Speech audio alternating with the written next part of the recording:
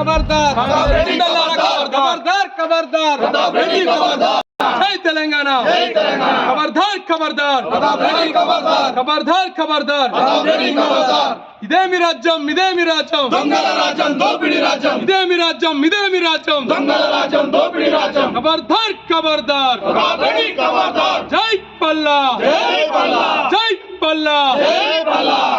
पल्ला कांग्रेस गुंडालारा खबरदार कांग्रेस गुंडालारा खबरदार कांग्रेस गुंडालारा खबरदार जय तेलंगाना जय तेलंगाना केसीआर గారి నాయకత్వం వర్ధిల్లాలి కేసీఆర్ గారి నాయకత్వం వర్ధిల్లాలి అల్లరాశర నాయకత్వం వర్ధిల్లాలి అల్లరాశర నాయకత్వం వర్ధిల్లాలి కేటీఆర్ గారి నాయకత్వం వర్ధిల్లాలి కేటీఆర్ గారి నాయకత్వం వర్ధిల్లాలి అధికార నాయకత్వం వర్ధిల్లాలి నిన్న జరిగిన సంఘటన పైన మీడియా మిత్రులు కొందరు టెలికాస్ట్ చేసి స్పందిస్తే వారిపైన రికార్డు చేసి వాళ్ళపైన నోటికి వచ్చిన బూతులతో సహా తిడుతూ కించపరుస్తూ వాళ్ళని కూడా అవమానపరుస్తున్నారు. కాబట్టి ఇలా ప్రజా గొంతుకలైనటువంటి ఈ ఎలక్ట్రానిక్ మీడియా ప్రింట్ మీడియా మీద కూడా దాడి చేస్తున్నారంటే మీ అధికార జులుమా మీ అధికార అహంకారమా అని కూడా ఈరోజు ఖండిస్తూ ఉన్నాం. కాబట్టి కొమ్మూరు ప్రతాప్ రెడ్డి ఇకనైనా నీ బుద్ధి మార్చుకో, లేకపోతే నీకు రాజు రోజుల్లో మరోసారి కూడా ఓటు రూపంలో బుద్ధి చెప్పాల్సిన పరిస్థితి ఎదుర్కోవాల్సి వస్తుందని కూడా ఈ సందర్భంగా తెలియజేస్తా ఉన్నాం. జై తెలంగాణ జై తెలంగాణ. తెలుసుకుంటలేవు ఓటు రూపంలో నీకు బుద్ధి చెప్పినా నీకు ఇంకా మారదలేవు. కాబట్టి వచ్చే మున్సిపల్ ఎన్నికలు కూడా నీకు కాంగ్రెస్ పార్టీకి మరోసారి ఓటు రూపంలో బుద్ధి చెప్తారని కూడా ఈ సందర్భంగా తెలియజేస్తా ఉన్నాను. ఎందుకంటే ముఖ్యమంత్రి కూడా రాష్ట్రంలో ఆయనకు వచ్చినట్టుగా నోటికి ఎన్ని మాటలు వస్తే అన్ని మాజీ ముఖ్యమంత్రి కానీ కేసీఆర్ పైన కూడా దుష్ప్రచారం చేస్తూ ఉన్నాడు. ఈ మాటలు కాదు, నీకు చేతలు కావాలని ప్రజలు కోరుకుంటే అభివృద్ధి చేయాలి తప్ప నువ్వు అన్ని అవమానపరుస్తూ మాటలు మాట్లాడుతున్నావు. కాబట్టి ఆ మాటలు మానుకొని ఆయననేమో రాష్ట్రంలో అట్టదిడుతున్నాడు, కింది స్థాయి లీడర్లేమో కాంగ్రెస్ లీడర్ల పైన కాంగ్రెస్ కార్యకర్తల పైన దాడి చేస్తూ ఉన్నారు. ఈ దాడులన్నీ మాకేం కొత్త కావు. కాబట్టి ఎక్కడైనా మేము పుట్టిందే బీఆర్ఎస్ పార్టీలో, ఉద్యమ పార్టీలో, మాకు ఉద్యమాలు కొత్త కావు. కాబట్టి ఈ పిట్ట బెదిరింపులకు మేము ఊత ఊపులకు మేము భయపడేది లేదు. కాబట్టి నిక్కర్స్గా నిజాయితీగా మేము అన్ని గ్రామాలలో బరాబరి నీవు అధికార పార్టీని ఎదిరిస్తూ ఉంటాం. ఖచ్చితంగా సంక్షేమ పదాలు అడుగుతూనే ఉంటాం. కాబట్టి ఎట్టి పరిస్థితుల్లో మిమ్మల్ని అడుగు కూడా బయట పెట్టనీయమని కూడా ఈ సందర్భంగా హెచ్చరిస్తూ ఉన్నాను. ఎందుకంటే ఈ జనగామ ప్రాంత ప్రజలు కోరుకున్నది ఏంటంటే, జనగామ ప్రాంత ప్రజలందరూ డాక్టర్ పల్లా రాజశేఖర్ గారు ఎమ్మెల్యే కోరుకురు, గెలిపించుకురు. ప్రజలందరూ ఆ సార్ను కడుపులో పెట్టుకొని చూసుకుంటారు. సార్ కూడా అదే విధంగా కూడా కడుపులో పెట్టుకొని ప్రజలందరినీ నిర్మూషంగా ఉంటుండు. కాబట్టి శాంతి భద్రతలకు విరుద్ధంగా ప్రతాప్ రెడ్డి గారు ప్రయత్నం చేస్తుండు. కాబట్టి నీ గుండాలకు నీ చెంచగిరులకు ఇక్కడ ప్రాంత ప్రజలు ఎక్కడ కూడా భయపడే ప్రసక్తి ఉండదు. ఎందుకంటే జనగామ ప్రాంతం అనేది పురిటిగడ్డ, ఇది ఉద్యమాల గడ్డ. కాబట్టి ఇది రుద్రమదే పుట్టిన గడ్డ. ఈ గడ్డ మీద ఏ బిడ్డ కూడా భయపడడానికి సిద్ధంగా లేడు. కాబట్టి ఒకటే చెప్తున్నాం, బరాబర్ చెప్పేది ఏంటంటే ప్రతాప్ రెడ్డి నీకు రాజకీయ జీవితం లేదుగా. ఎందుకంటే నీవు చేసినట్టు పనులకు, నువ్వు చేసినట్టు అరాచకాలకు ఈ జనగామ ప్రాంతాల్లో నీ మళ్ళోసారి ఈ ఎలక్షన్ల దగ్గర ఉన్నాయి. కాబట్టి నీ పార్టీని నిన్ను 100 మీటర్ల లోతున మరోసారి బొందబెట్టే సమయం దగ్గర ఉందని అని ఈ సందర్భంగా హెచ్చరిస్తున్నాను. కాబట్టి పల్లా రాజశేఖర్ పైన దాడిని మేము తీవ్రంగా ఖండిస్తూ ఈరోజు కొమరెల్లి పక్ష పార్టీ పరంగా మేము సర్పంచులం అందరం ముక్క కంఠంతో ఖండిస్తాం.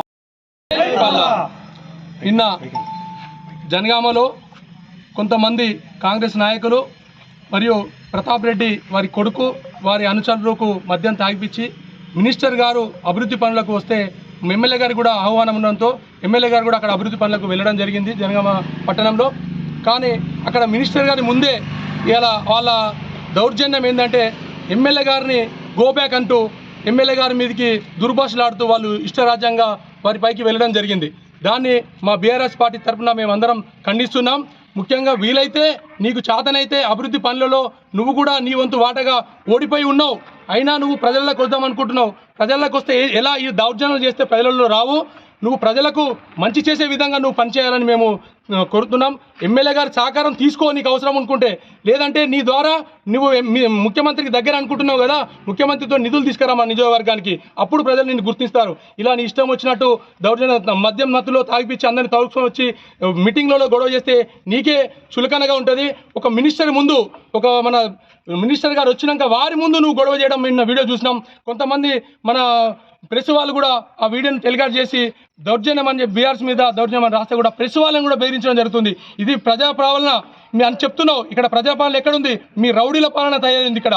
ఇలా ముఖ్యమంత్రి గారేమో మాట ముందు బూతులే మాట్లాడుతున్నారు, అలాగే వారు మీకు అదే సంస్కారం నేర్పిస్తున్నట్టున్నారు.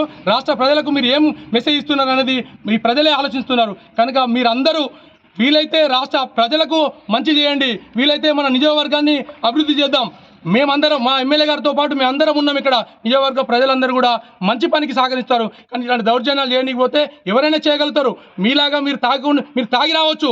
మా కార్యకర్తలకు మా ఎమ్మెల్యే గారు ఒక్క విషయం చెప్పినా, ఒక చిన్న మాకు మాట చెప్పినా కానీ మేము అందరము వస్తే మీరంతా ఎక్కడుంటారు అనేది మీరు ఆలోచన చేసుకోవాలి.